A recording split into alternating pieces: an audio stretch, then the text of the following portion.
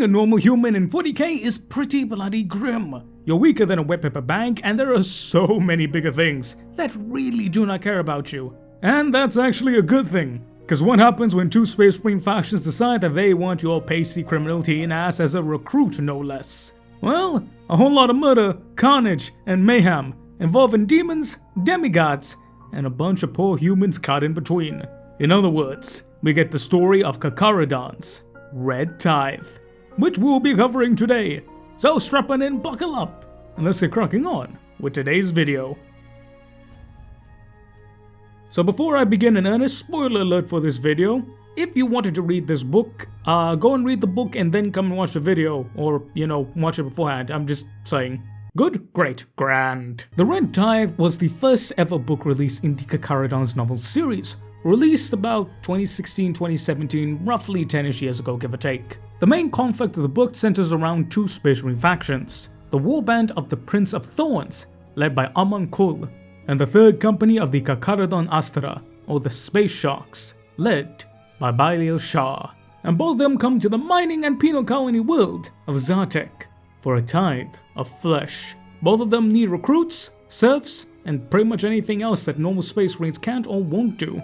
But there is even further reason to this, as the two psykers amongst them, the Pale Nomad, Tarka, and the flayed father of the Night Lords known as Sharr, wish to grab a young lad by the name of Cull, because he is apparently a potent psyker who managed to keep it hidden and under control, meaning that he is a prime candidate in the Space Shark's case to become the next phase of a librarian, which apparently is very rare finding a librarian suitable for the Space Shark's gene seed, or normal humans in general. And for the Night Lords, well, they want to turn him into a demon host for Shadrat's sponsor, known as Bargul.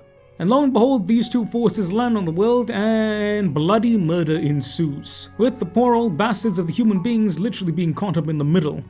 So ladies and gents, that's the basic synopsis. The way that's going to work is that we're going to give you a rundown of exactly what happens, breaking it down important bit by important bit. After then, I'll talk a little bit about the story, give my own thoughts and opinions, and that will be the video.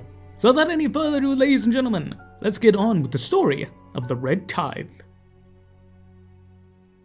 So the book opens up with not in fact any of the three main points that we get, which are divided into the humans, the Night Lords, and the Space Sharks respectively. Instead, we get a little missive from the captain of the Imperial Truth, a prison book heading to Zartekch to deliver its latest catch of bad no-nos. And they're happy because they're apparently a week early. This is foreshadowing, because whenever you think something's going right in 40k, something is very wrong. But our true first ever example of this comes with the one and only Mika Doran Cull. You see, he's been a laborer on this world for roughly 5 months after his boss betrayed him in to save his own skin, and he is literally working until his fingers bleed. As he wraps up all that nonsense and he heads back for the day, he and his friend, known as Dola, are preparing for an imminent attack. For you see, it turns out that Cull can sense these things. He has some form of foresight.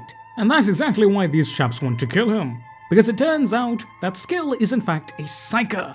And in the Imperium burned the witch and all that luck, so he's quite used to this. But thankfully he has foresight, so you can often see it coming. And with Dola around to protect him, it goes real well. Most of the time. But for the coming months, Cull has been predicting something bad is going to happen. And it would appear that that bad thing is going to happen today of all days. Moving on, however, to our next set of POV human characters, we get the Arbites. And our main source, the poor Sub-Warden Rannick. The newest of the arbitrators, and recently promoted to the rank of Sub-Warden. Basically, everyone thinks she's shit because she's inexperienced, and everyone tends to pick on her for that matter, including the Prime Warden himself. However, their daily meeting is disrupted by an urgent incommunique. Remember the Imperial Truth? Yeah, it turns out that captain has just popped into system, and while he is early, there's a problem. There is in fact a prison riot going on, as they are trying to break in and take over the ship. Mainly the Enginarium, as well as the bridge. Seeing this, the Arbites jump into action, and the Prime Warden dispatches Marin, the man-at-arms, as well as her shock troops. Don't read too much into the term shock troops, these are just really good Arbites. Rannick, wanting to prove her steel, asks if she can join along. Begrudgingly, the Prime Warden lets her, and she's about to get her first taste of combat. And oh, what a taste of combat it will be. But then jumping to our next point of view, we are then first ever introduced to the Carcharodons Astra, And in my opinion, the very best scenes in this book are the Adeptus Astartes. Both the Night Lords as well as the Space Sharks, but the Space Sharks in particular, they have a way of just grabbing the screen, especially when it gets into bits about learning about their lore and history. But to tell you exactly what I mean, let's take a look at the first ever introduction of these big bad boys in a novel, taken from Carcharodons, Red Tithe. The forearmory of the White Moor, like every level above the slave decks, was almost completely silent. The only noise was the throbbing heartbeat of the warp drives, which shuddered up through the decking plates. The air was alive with the static charge of the active Geller field, the chlorine tang of ozone warring with the familiar sense of bolter oils and preservation unguents. Bale Sharr, Reaper Prime and Company Master, passed noiselessly down the length of the armory hall, his bare feet making no sound on the cold metal deck. The few artisan serfs and repair savants still at work in the depths of the ship's night cycle bowed as he passed, their gaze averted. Sharr ignored them, his void black eyes focused instead on the objects the malnourished humans were attending. He passed row after row of empty battle suits, ranked either side down the armory's long halls, every one mounted on a steel pedestal brace. Each set of armor was different, each an amalgamation of patterns and designs. Many of them were ancient. The most common parts were from Mark V's, their surface studded with the gleaming brass orbs of the molecular bonding pins that held the worn plates of plasteel and ceramite together. Some bore the hook-nose helmets of Mark 6's, other the ancient circular ceramite bands of Mark 2's, or the vertical faceplate slits and horizontal monolens of Mark 3 great helms. Only two features united the antique collection. All were painted with the same shade of deep grey, and all bore the same crest upon their right pauldrons.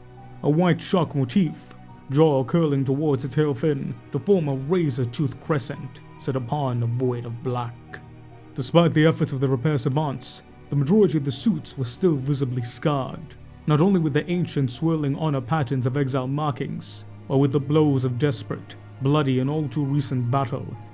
The artisans that labored in the ship's fore and aft armories had been working for almost a month, Terran standard, to repair the damage done by the Great Devourer. Still, Sharr saw the gleam of bare metal as he passed, noting where armor had been raked and scorned by chitin talons and blades, or pitted by bioacid and burrower beetles. The toll the war in the deeps had taken upon the chapter's vulnerable equipment had been high. The toll on the flesh of its warriors had been even higher. Sharr himself walked with a slight limp, the pale grey skin of his right leg still not fully recovered from a gene stealer's claws. He had refused the offer of an augmetic. The wound was bearable, and Voidfather knew high-functioning bionics were in scarce enough supply as it was. He'd offered Apothecary Tama to save the replacement for a Void Brother who needed it.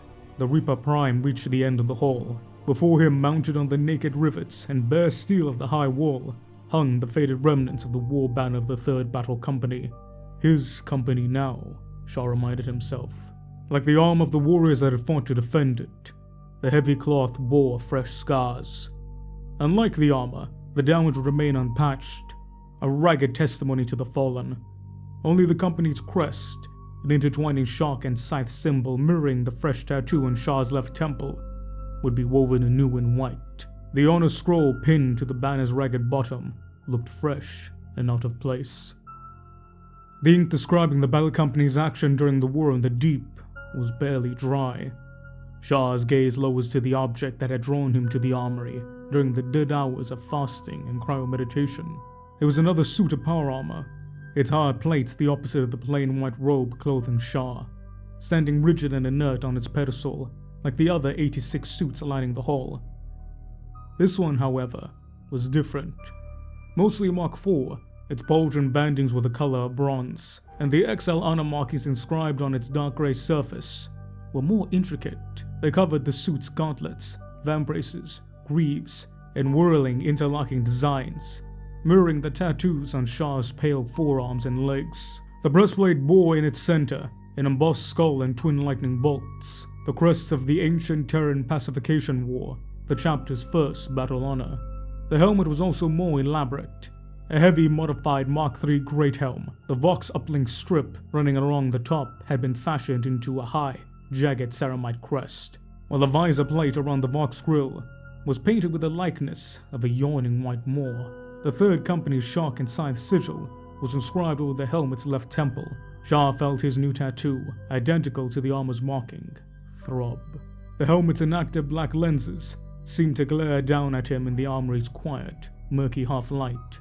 The looming suit had its gauntlets resting at the top of a great two-handed chain axe. The adamantine haft locked to the bottom of the plinth. The flare head of the weapon was uncased, the metal-tipped shark teeth that edged the bare motor gleaming wickedly. Sharr reached out and touched the one jagged incisor. He half expected such a brazen violation to cause the inert Vigir to leap into motion. The weapon, like the armor, was what the chapter referred to as tapu. For someone of lower rank to lay even a finger upon it was anathema. But Sharr was no longer of lower rank. The armor and the chain axe, Reaper, had belonged to the company master Kia.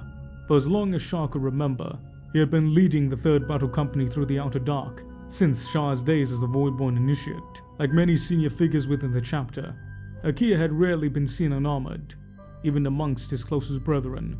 Sharr himself hadn't fully witnessed him without metal plate, until the day Apothecary Tama had pulled his dead white remains from its battered casing.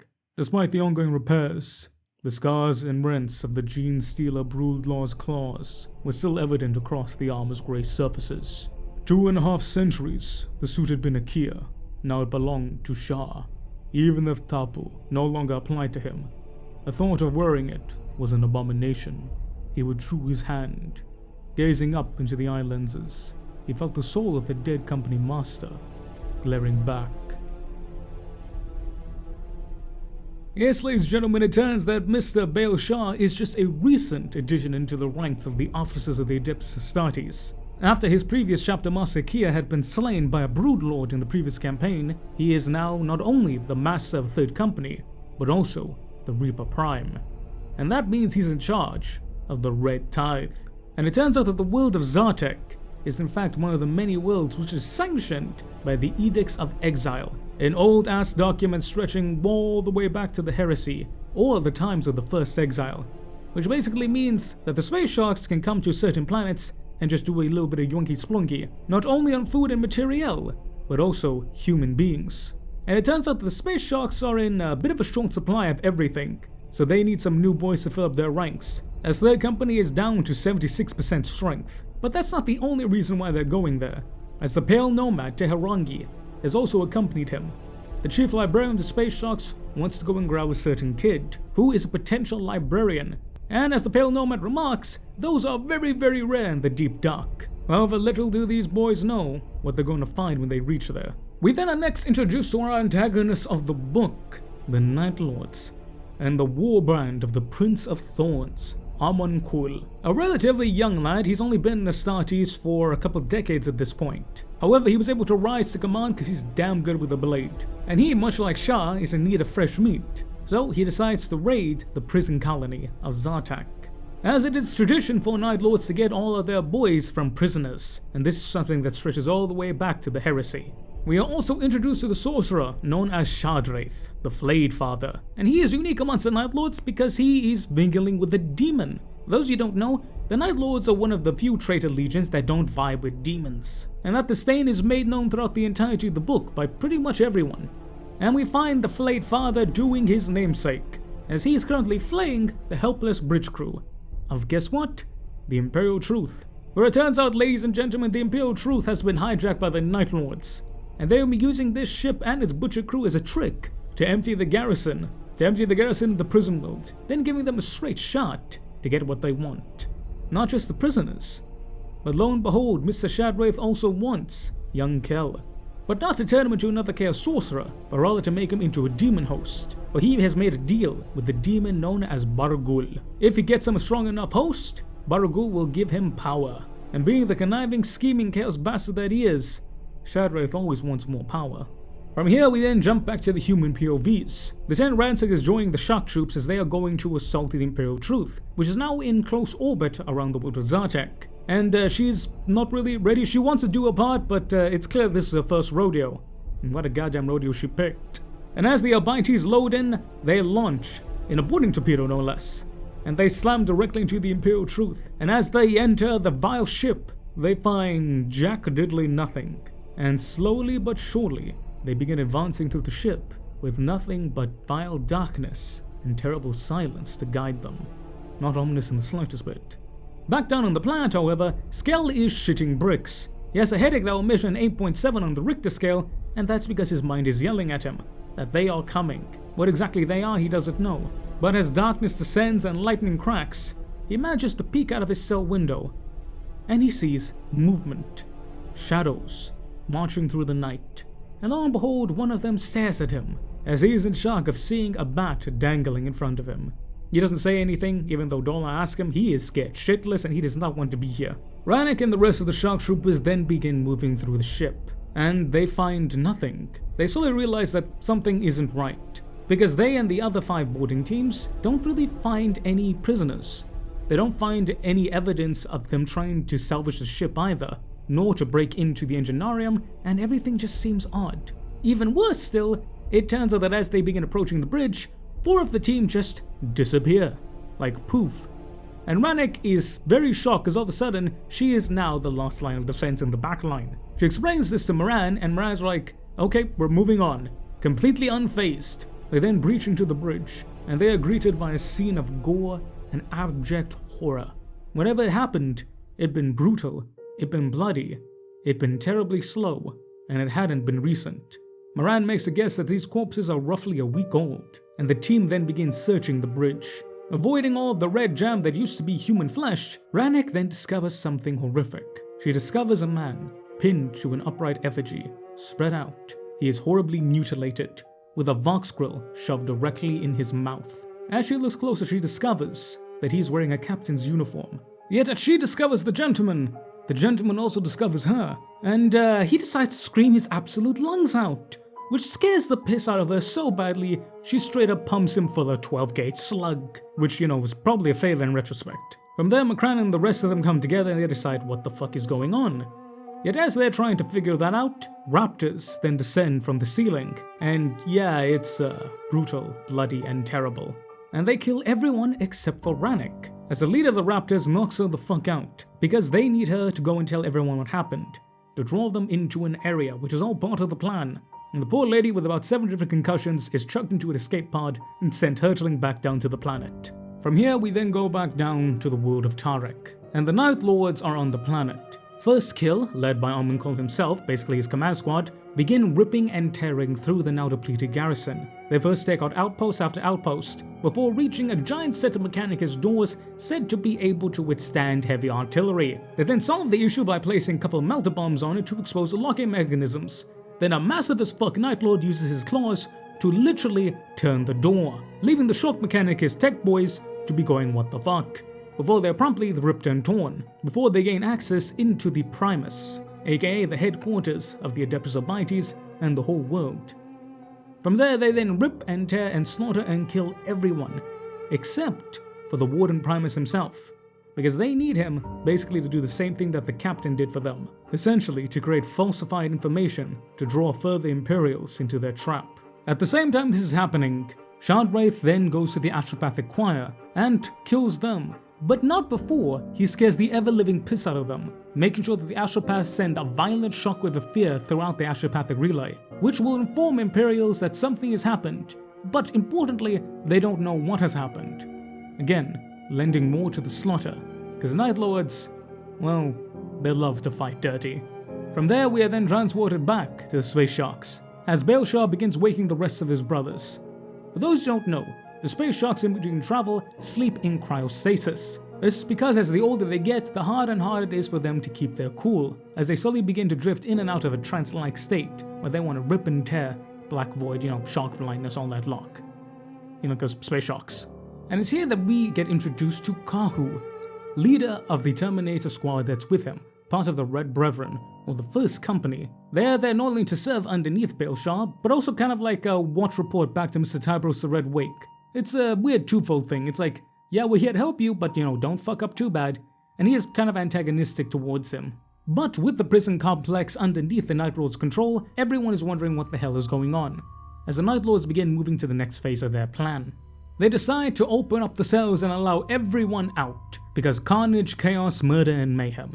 And that's exactly what happens. Yet as the criminals begin to flee towards the surface, they are then gunned down by members of the Night Lord's 8th Claw. You see, the goal is not to let them escape, but rather to weed them down, because the Night Lords want to get the best of the best, or in their case, the dirtiest, most nastiest bastards. Because again, they want to make them into Night Lords. During all of this, Dola and Skell are caught up in the middle of it. Yet Skell is able to direct Dola to go the opposite direction, basically trying to separate them from the mass of people, which is going to end them up in a bad place. And here we get the feeling that Dola may not exactly be doing this about his free will, as there's hints that Skell may be using some type of subtle psychic implantation in his mind to be like, hey, this is a good idea. But regardless of the morality of it, it is a good idea, and the two begin heading the opposite direction. But it turns out they are not the only folks who are going down that way. For it turns out the same bastards that jumped him when he finished work want to indeed beat him into a paste now. Not just that, but despite the fact that they hate his guts, they know that he's pretty much almost right. So they begin following him down this tunnel, and eventually they catch up to the pair. Dola then begins fighting off the two goons while the main gang leader goes for Skell. Skell decides to run and abandon Dola, not my words, he literally says it himself, until eventually the gang leader catches up with him and is going to beat him into paste. That is, however, until Skell sees Dola, basically dead at the hands of the other two gangers. From there, he then unlocks his psychic potential. Well, I say psychic potential, he basically goes murder death mode and literally vaporizes the other two with warp lightning and scares the ever-living piss out of the third guy. From there, he's able to carry on as he continues down the dark path, with no small amount of guilt as well as fatigue gnawing at his mind. From here, the Night Lords then begin the next phase of their plan. They decide to open up the armory, allowing their cultists known as the Black Hand, basically aspirants who failed in the trial but still proved useful enough to become servants, then begin distributing the arms and armor to the inmates, again to further cull them, but also to prepare them. But it turns out that the Night Lords know that the Space Sharks are coming, for Bargul had told Shadrach that they were coming. For it turns out the Pale Nomad and Bargul have some history, having fought each other on at least 3 separate occasions. They also know that they want the boy. The Space Sharks also know this, mind you, as we then go back to them, for they enter the high orbit of Tarka, as they begin preparing for their assault. Though they're not in complete unison. The Pale Nomad is there purely to get the kid. Belshazzar needs to make sure that the Red Tithe is conducted appropriately, and you get Taku, who's there just to make sure that everything goes the right way, or his way, and he's kind of a dick a little bit. But Belshazzar assures him that everything will be fine. He will support the librarian as much as he can, but he will not let it impede his mission of the Red Tithe, basically doing what a good captain should. We then jump back to poor old subwarden Rannick, who's trying her damnedest not to throw up her lunch, again, or what's left of it already. She's then found by the Arbites of Sub-Precinct 8, and they are able to get her back to the Sub-Precinct. Not before, however, they are ambushed by Night Lords, pulping one of them into paste. From there, they begin preparing and taking stock, trying to figure out what the hell is happening. At the same time, Shadrath begins his hunt for the boy, as he ends up finding the corpse of Dola, and there's some back and forth between him and the demon Bargul, as he begins using the demons around him to try and find the scent of the boy. Speaking of the boy, Skell is in a lot of shit. He's tired, he's sad, he's guilty, and he feels like giving up. Lo and behold, he then reaches a dead end, and he feels just like quitting. However, it's at this point that a voice begins telling him, hey, double back, you can't stop now, the demon will find you. And it turns out that that voice is none other than the Pale Nomad himself, giving him a little bit of edging and boosting that he needs to not quit. And for the moment, it works. Yet while Sharr is trying to find Skell and Skell is just trying to stay alive, Cull continues in his master plan as he manages to finish arming the rest of the cultists, as well as the prisoners, just in time for the Space Sharks to arrive. The Space Sharks are sent to the planet, and they meet with Subwarden Rannick, who is completely and utterly shitting herself. Because these are big giant men, and previously big giant men has turned her somewhat friends into absolute paste. Well, I suppose I should say colleagues more like. Though it turns out these are nice big men, and they tell her that they are here for the Red Tithe. Before that, they have to kill the Night Lords, and they will gladly help her kill the Night Lords. From there, they begin fortifying the position with troops as well as armor, before the command squad led by Sharr himself begins moving into the tunnels. From here, the Carcharodons separate into 2. You have Sharr, the main thrust, going to kill the Night Lords, whilst the Pale Nomad as well as the Scout Squad, yes, the company has a Scout Squad with them, go in search of the boy. At the same time this is going on up in space, the Space Sharks begin boarding the Imperial Truth. Realizing that it is in fact demon-infested, they decide to kill what is left before dipping it and then blowing it the fuck up via big old ordnance. However, all this is not gonna noticed, for the Night Lords realize, yeah, they're here, and Cull begins to enact his master plan. As Sharr begins moving down the corridors, he decides to take the lead, with his and his first squad advancing farther than they should. This then leads into an ambush by the Night Lords. And the Night Lords show off their prowess, as they are indeed masters of the shadows, with Sharr himself barely avoiding being cut off by the timely intervention of the rest of his command squad. From there, the rest of the assault team joins him, and it is a pitched battle, back and forth.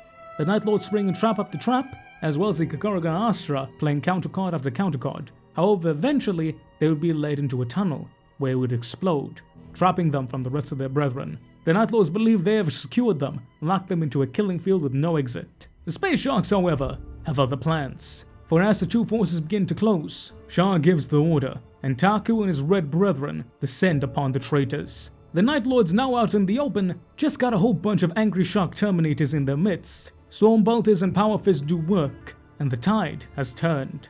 However, whilst the force is slowly being overrun, the few remaining Raptors that were there then descend upon them, and they actually managed to injure one of the Terminators, yet only their leader manages to escape. Yet those few moments of combat were just enough to allow the rest of the Night Lords to peer back into the shadows, leaving Taku very upsetty spaghetti, because he's meant to be the big bad that comes crashing down, and he just killed a couple of little boys. Sharr, however, is having none of it and tells him, "This is my job, I run this show. If you don't like it, tough shit." At the same time all this is going down, Shadwraith is very mad, because it turns out he can no longer see in the dark, nor anything really. He is surrounded by a pitch black void, which means that he can no longer track Skell. This is the work of the Pale Nomad, as he casts a black void spell, basically preventing him from seeing anything and everything around him. Though, Shadwraith has a way to overcome this, and begins his gruesome work. At the same time the Pale Nomad is trying to block out Shadwraith from getting to Skell, he is still trying to keep Skell going. Skell, however, has had enough of it, and promptly yeets him out of his head. This is a problem, because that was the only way that the Pale Nomad had of actually tracking them. Thus he decides that he needs to take a minute to focus on what he's going to do, at the same time trying to fight off Shadwraith, who has then begun killing and flaying a bunch of folks. These gruesome tokens are meant to draw back the power of the warp, by gaining the favor of Barghul, demon logic I suppose, so he decides to send the two scouts that he's with forward, while he continues to battle the Chaos Sorcerer. The scouts then end up going forward, and lo and behold they find Skell, who had just recently collapsed after being discovered by a bunch of inmates, one of them who he actually remembers.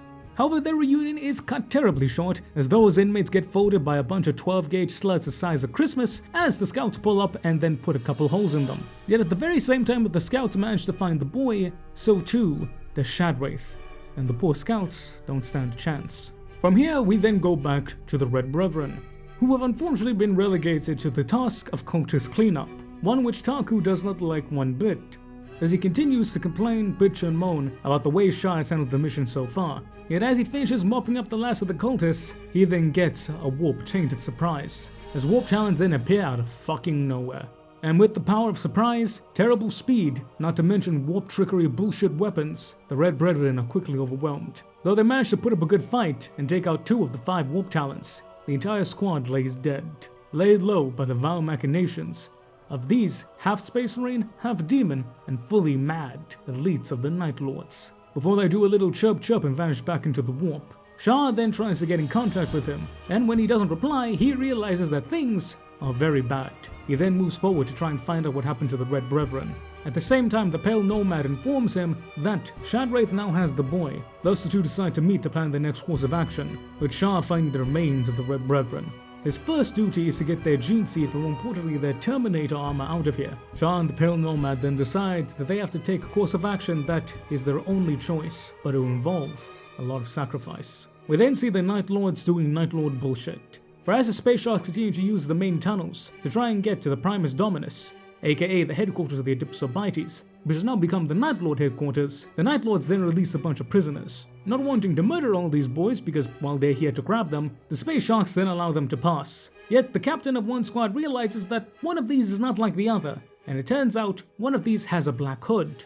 Not just a black hood, but a fuck ton of explosives, which then trigger a massive cave-in and kill a bunch of Space Marines, before the Night Lords come through and kill the rest of them. Or they would have, if it turns out the blast didn't kill all the Space Marines, it just fucked them up really badly. But it seems like these were played throughout the entirety of the main corridors, with Black Hand as well as Night Lords, using hit and run tactics as well as a hell of a lot of bullshit to make hell for the Space Sharks. This is a brutal attritional warfare, but the problem it brings them no closer to victory. So, Sharr and the Pale Nomad enact their plan. A volunteer strike force made up from one of every single squad excluding the scout company as well as the command squad are placed underneath the command of the Pale Nomad. Their duty is trying to get to the main HQ where the Night Lords are and kill their leader, the Prince of Thorns. It turns out, however, this is a trap. A trap which the Space Sharks know about. For it turns out that Zartekch had decided to use poor old Arbiter Rannoch yet again, implanting a thought in her head about a secret tunnel which accessed directly from her sub-precinct, all the way up into the main HQ. From there, the Night Lords plan to ambush the strike team and kill them. Because it turns out, Zartekch needs the Pale Nomad's blood to complete the ritual. The Pale Nomad turns out to be his brother, by the way, which is kinda weird. However, the Pale Nomad is able to glean this, realizing that Zartekch is in fact in Rannoch's mind. Yet with this information, Sharr and the Pale Nomad know exactly what they need to do. Skell then awakes and it turns out he has been strapped to a desk being force-fed stuff, for he is very malnourished. At the same time, runes are being carved into his back. All in all, he is very, very, very scared. There's some more politicking going on between the Night Lords, and it's actually a pretty good read. But then the Carcharodons strike team enters the corridor, Rannoch leading them through it. They manage to kill the two cultists, and then to find out more information, one of the scouts then does a little bit of nom nom nom, causing Rannoch to literally become so fucking scared that she nearly passes out. Understandable, really. But as the strike team continues, they are then led into the cafeteria. Lo and behold, the trap is sprung, as demons and warp talons then begin descending together with cultists as well as other Night Lords. Rannoch is scared absolutely shitless by this, and then finally breaks and runs. But that's only because the Pale Nomad has stopped guiding her. You see, it turns out that Zartekch wasn't the only one in this poor chick's head, as the Pale Nomad had not only been using her to guide her, but previously had implanted a little suggestion to give up a bunch of prisoners to be armed and then allow them to guard and help out the Space Marines, which she was vehemently opposed to before the whole Jedi mind trick bullshit. This poor woman, however, then begins to dip, because fuck it, she's had enough. And honestly, valid. But from there, a brutal and valiant yet ultimately futile combat engages, as the Space Sharks are slowly but surely overwhelmed, each one of them dying a terrible death, by taking a good chunk of traitors with them, before the Pale Nomad is finally captured by Zartekch. He is then taken back to the main HQ, where he is then strapped into a table and placed right next to Skell. Skell has actually had his bondings cut as well as his gag removed, as the Prince of Thorns actually begins talking to him. As it turns out, he reminds him of a younger him, and he imparts to him that demons are bullshit, don't trust them. Zartekch overhears this and is like, yo, get away, this is my demon's host. And they have a little bit of a back and forth. Yet as the Chaos Sorcerer prepares to kill the librarian, lo and behold there's an Uno reverse, and Zartekch is literally stabbed in the back by the Prince of Thorns. For Cull had known all along that Zartekch's plan was to get enough power from the demon to overthrow him as the ruler of the warband. Not to mention the Night Lords really hate demons, so there's a bit of fighting going on, mini Night Lord civil war if you will. Yet at this point, two demons who were fighting with the force staff of the Pale Nomad are promptly taken out by some bolt rounds. It's at this point that Skell remembers a thought that had been in his head since all this began. The thought was from the Pale Nomad, and it said, when the time is right, do not hesitate. And lo and behold, Skell feels time slow down as he sees the staff falling into his hands, and he grabs it. The staff, using it as an amplifier, takes his full unbridled psychic might and unleashes a shockwave so powerful that it disrupts everything and everyone, including the void shields of the HQ. This disruption allows just enough time for a teleport strike by Bail Shah and the rest of First Squad as they descend into the bloody mayhem. At the same time, the remnants of Fourth Squad, those gentlemen who got blown up in the mineshaft, find Rannoch, scared shitless, and they decide, right, we need you to come with us and show us the way. We also need you to unlock the restraints that the Pale Nomad is being held by. And they arrive at the same time the First Squad appears. And lo and behold, they also join the fray, with poor old Rannoch managing to actually do the deed and unlock the manacles that were binding the Pale Nomad. Her honor and nobility shining through despite her piss-shitting terror. And from here we get the final scenes, with champions versus champions, Terminators versus chaplains, and the main event, the Prince of Thorns versus the Reaper Prime. The titanic duel ensues, and just as it appears that the Reaper Prime has the edge and is going to take the head off the snarky prince, he has a little trick, like the good Night Lord he is, and electrocutes the fuck out of the Reaper Prime, sending him backwards. And just as it seems that he's about to get his head taken by the Prince of Thorns, the Pale Nomad pulls up, a passed out Skell in one hand, and a power staff in the other. And lo and behold, using the unbridled might of space shock magic, he enacts the Shark's signature void move, causing the metal and rock beneath the feet of the Prince of Thorns to literally turn into a giant fuck-off shark mouth and snap him like a goddamn Slim Jim. And with that, the Prince of Thorns' bloody corpse is laid to red ruin beneath a bunch of broken rubble. From there, the rest of the Night Lord's command squad, known as First Kill, is slowly being devoured by the space sharks. Yet at this time it's revealed that the Terminator champion, who dual wields power moles by the way, which is a fucking sick ass move, was actually in secret cahoots the whole time with the leader of the Raptors, because they wanted to kill both Shadwraith as well as Amon Cull, the former for being a demon worshipping bastard, and the latter for being a young upstart who had no reason to get where he got. From there, they managed to gather the rest of their boys and get the fuck out of Dodge, leaving the world and the prisoners to the victorious, albeit very bloodied, space sharks. In the aftermath, it turns out that poor old Rannoch is the only arbiter left alive. The space sharks have lost about half of their boys, yet they managed to kill a bunch of Night Lords, they managed to gain a new psyker, which is a very big dub for them, and they still have thousands upon thousands, roughly 30,000 boys, to fill out various aspirants as well as serve duties, meaning that the Red Tithe is pretty much successful. Yet as they inform Rannoch they will be taking the prisoners, she tries to object, but they're like, yeah, no, come on, it's alright, don't worry. And this poor lady has lost all her fight, and she manages to find the wooden Primus, who's still alive, who manages to scrub her defeat crying before grabbing a pistol and shooting himself in the head. And thus the final scenes of the book are twofold. One, poor old Rannoch literally being found by the Inquisition who showed up to figure out what the fuck happened, when she just laid down a bunch of corpses and just decided to die. She was done. At the same time, we get an image of Skell taking the first implementation of gene seed organs, becoming a fully fledged aspirant of the space sharks. For the space sharks, the Red Tithe has been a success, but they can never stop. They are continually moving, continually hunting, doing the Void Father's work. For they are the space sharks, and from the outer dark, they come.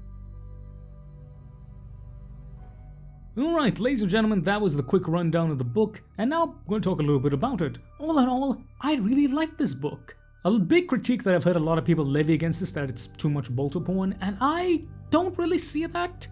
I mean, there's a lot of fighting, and me personally, I would never complain about bolter porn. I love it, it's amazing. So to me, that was a non-factor. I thought it was good, but I can see how people might not like it that much. My main complaint is that this isn't really a space sharks book. Now, what do I mean by that? What I mean is that there's not enough space shark in my opinion. It's an excellent book, but market it more as a story involving the space sharks, because I would say there's just as much Night Lord as there is space sharks. Though it's important to note, the Night Lord bits and the space shark bits that we get are really, really good. I love Amon Cull styling himself as the Prince of Thorns, kind of like this weird homage to the Prince of Crows, that being Sevatar. And his story of being this scared kid who's kind of also a bastard, but he's not a complete wet bag. He's not like the Painted Count who's literally just a bag of scum that you want to hate because like why the fuck do you exist? He's still an evil bastard fucker that's basically completely unredeemable, but he has a bit of a spine. He's like, the universe is fucked, so you have a choice. You can die or you can become fucked yourself and become the hunter. He also really hates demons, and he's not an idiot. He's able to rein in his powers, and he's actually pretty smart. He's competent. I like him. He's a good villain. Still an irredeemable fucking bastard and murderous psychopath because he's a Night Lord, but he's not a bitch, so I can appreciate that. Space sharks are pretty great. Not as strong characterization when it comes to the Night Lords in my opinion, but that's probably just because the Prince of Thorns really does steal the show from my opinion. I think he's the best character in the book, though Bail Shah is a very close second. His whole struggling with becoming the company master and then trying to deal with his own insecurities at the same time, trying to ensure that everything goes right with the tithing. It's really compelling. It's a good solid lore read. I like it. He's a good character. The little subplot between Shadwraith as well as the Player Nomad I also like. The idea that both of these are warbands in the far fringes, so human beings being a resource, especially a psyker being a very important resource. I like that. It's a good aspect. Them being brothers? It just seems a little bit contrived. That's there for drama. So I'm like, but it's a forgivable thing in my opinion. As regards to the human POVs, they are very different from most 40k books that you get. We're very often used to humans in Space Marine books doing something, right there, they're there, they impacted in some way, shape or form. The thing is though, the humans in this book don't really do anything. I mean, Skell does do something right at the end and it's rather important, mind you, but you could argue that the Pale Nomad kind of like shunted that in his brain. But most of the book, he's just trying to fucking survive, he's scared shitless. Rannick though, poor Rannick. Rannick is, I just feel so bad for Rannick because she never had a fucking chance. She's only been here for a couple months, she just graduated the Pagenium, everything is absolutely fucked and it's terrible. She gets one bullshit hand after bullshit hand, and at the very end she's just so like fucked up. I do love her character though, because it goes to show that in a battle of Adeptus Astartes, unaugmented humans, even like Adeptus Arbites which are on the better end, you really can't do jack shit. It really is only the top like 1% of like humanity that can actually ride in Space Marine versus Space Marine combat. So it's a little sad, but it's also, yeah, this is kind of like accurate to what humans would be like. You're just pawns in the game of Space Marines. As for the other minor stuff, there's a lot of little bits of lore here and there that like references to stuff. I love how the introduction to the Space Sharks is them listing that, hey, here's Mark III armor, other armors that would be considered relics, but the Space Sharks have to use because that's all they got. I also love the Night Lords and the way they talk about the Old War and how Cull as a young guy isn't really respected by the older bastards, which is a thing that Chaos Marines do. I also love the references to Khorne like Curse as the martyred progenitor, which is pretty cool. I love the way that they talk. I love the different perspectives of the Night Lords. You get Cull, who is like this more, I don't want to say noble, but he's a different perspective. He's like, we are loyal to only ourselves. You get the more chaotic aspect in Shadwraith, and then you get the backstabby politicking nonsense with the Terminator Champion. It's great, I love it. Space Sharks as well, there's plenty of bits where they're there, and they're showing off their stuff, and their lore, and where they come from, and their rituals. It's really great. Again, my only critique, this is really a Space Shark book. There's not enough Space Sharks, but I don't mind that. In terms of it being an opening first ever book, I can see why people might have a problem with it not being Space Sharky enough and being too much bolter porn, but in terms of it being a 40k book, it's a good book. It's a good read. I like it. It's fun, it's nice, it's not too long, and again, the characterization of the Night Lords and Space Sharks are perfect. As for some minor things, there are some terms here that are thrown around. As I mentioned, there are Adeptus Arbites shock troops. Again, it's one of those things like, don't read too much into it, they're just a name given to like an elite Arbites of the planet. You also see some stuff where like chain blades as well as bolters are very effective against power armor. That's just something that happens in 40k books. At this point, I don't really know, because like in lore, they're not supposed to be that effective against like Space Marine power armor. But the way I rationalize is that it's a weak point, or it's just been hit a lot, or like whatever. The one point I will not give it to is when Sharr straight up takes Reaper the Chain Axe, manages to bypass a Terminator's power field, goes straight through his helmet and down into his chest. Unless that Chain Axe has a disruption field like a Chain Fist, I'm sorry, that's a little too much bullshit for me. It is cool though, but this is me just being a pedantic lore fuck, so don't worry about that. Oh, last thing I've got to mention, there's also a fourth POV. There's these little missives in between chapters which detail the Inquisition and their story of how they find out about what's going on in Zartekch, and eventually they reach there. And it's pretty funny because it always ends with like a thought for the day, and the thought for the days are funny. It could be like, there's no justification needed when faith is in action. You shall be judged by your works, which I think is a straight up quote from the Bible. Blessed is the mind too small to doubt. A mind ruled by fear is a mind well ruled. Like shit like that, and it's just really funny because it's the Imperium. But yeah, good book, I love it, I would recommend. But yeah, ladies and gentlemen, thanks so much for watching. Let me know down below, what do you guys think of this book? Did you read it? Do you enjoy it? And what do you guys think about this type of content that I'm doing? Essentially, mini book review slash storytelling where I give my thoughts about it. It's not a classic book review, I kind of molded a little bit into the normal video format. And let me know if you guys want me to cover the other two books in this series, that being Void Hunter as well as Outer Dark. I plan on reading them, so if this video does well enough, I will consider making them. Otherwise though, I want to say a massive thank you guys for watching, but even a more massive thank you to my awesome members and patrons. Shout out to my Lieutenant tier members, Mr. Eddie V3 and Miss Majora of the Void. Shout out to my Sergeant tier members, Mr. Damiak, Mr. Wolfsmith.Fireheart, Mr. Andy McGee, Mr. Bowen, Mr. Sean IRL7, Mr. Matthew Merrill, Mr. Sergeant Cossack, 68W173D, and Mr. That Guy. Shout out to my corporate tier members, Mr. Tremail the Math Kitty, Lord Rosarius, Tech Priest Toaster, Mr. Bowen, Shauna Smithers, The Gentle Salamander, the Wench of Warhammer, Major Doshinecht, Edward King, and Mr. Overanalyze This. And finally, but absolutely not least, shout out to my privateer members, Mr. Thomas Moslons, Mr. Ivan_SBW, Mr. Monkey Man, Mr. Michael Aeda, Mr. Diego Castro, Mr. Fortus Unum, Mr. CMD Nay, Mr. Eric Massaro, Mr. Dar Marek, Mr. Ken_Sakura 333, Mr. Adrian Von Furen, Mr. Morally Bankrupt, Mr. Matthew Peter, Mr. Joshly 1320, Mr. Adrex X1, Mr. Ethan Elam U71, Mr. Kiri Khan, Mr. Malpace-XB1XE, and Mr. Robert Makorovich. Thank you. I love you, each and every one of you. Thank you. I love you guys, are amazing. Sign up today with memberships, get a bunch of awesome benefits, behind the scenes stuff, early access to these videos, other special roles on the Discord. Join the Discord, it's bumping, baby. But remember, this will always be free.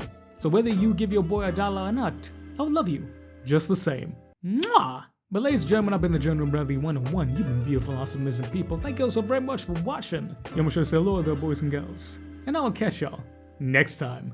Dismiss, Rangers.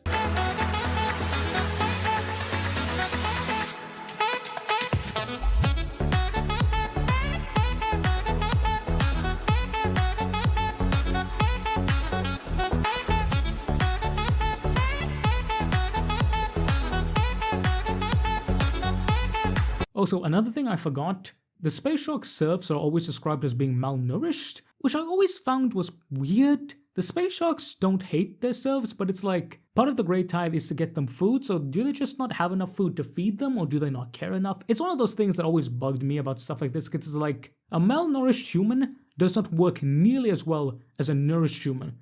And the difference between malnourished and being nourished is not that much. It's like an extra 1,000-1,500 calories a day or something. It seems unnecessary to me, but I don't know. Still a good book though. Fucking love me, Space Sharks.